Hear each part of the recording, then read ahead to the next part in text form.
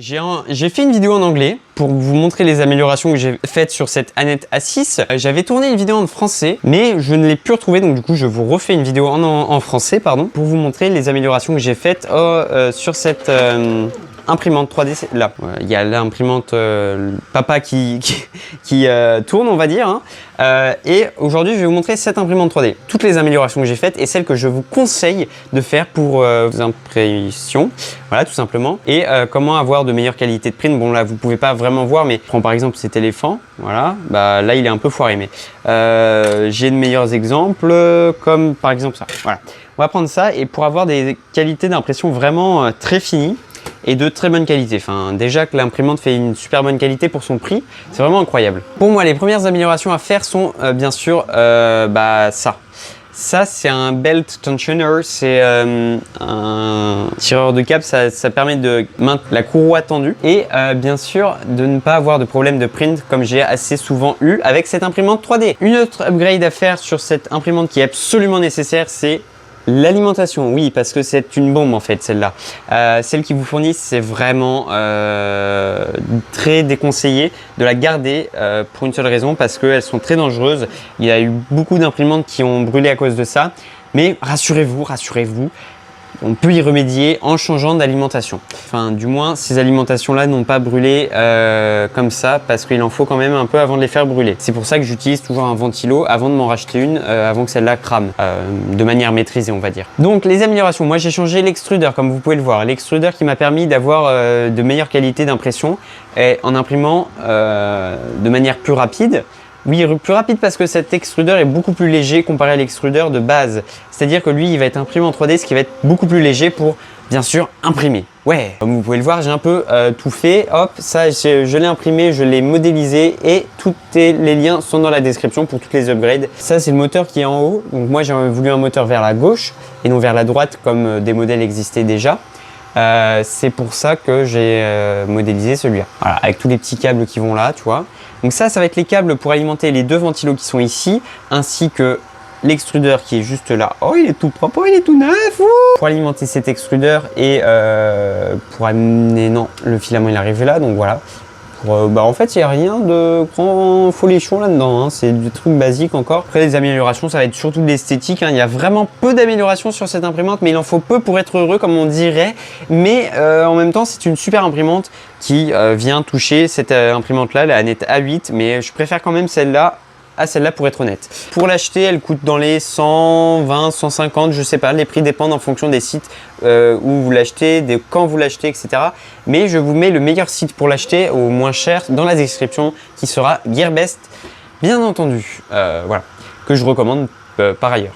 Donc les améliorations esthétiques que vous pourrez avoir, c'est les caches de base. Celui-là, c'est moi qui l'ai modélisé, qui l'ai mis sur Thingiverse et que vous pouvez retrouver dans la description comme toujours. Celui-là, c'est un ami qui l'a fait, enfin une connaissance qui l'a designé et qui l'a posté sur Thingiverse. Et vous pouvez tout retrouver dans la description. J'ai fait une sorte de liste d'améliorations disponibles sur mon Thingiverse que vous pouvez retrouver et vous pouvez imprimer. Après les améliorations, oui, je vous disais, il n'y en avait pas vraiment beaucoup. Bien sûr, hop, les trucs de base du style anti-Ziz Wobble. Le Ziz Wobble, ceux qui ne savent pas ce que c'est en fait les tiges filetées ici, qui tiennent ici, qui font monter cet axe-là pour imprimer, comme vous le savez, le troisième axe.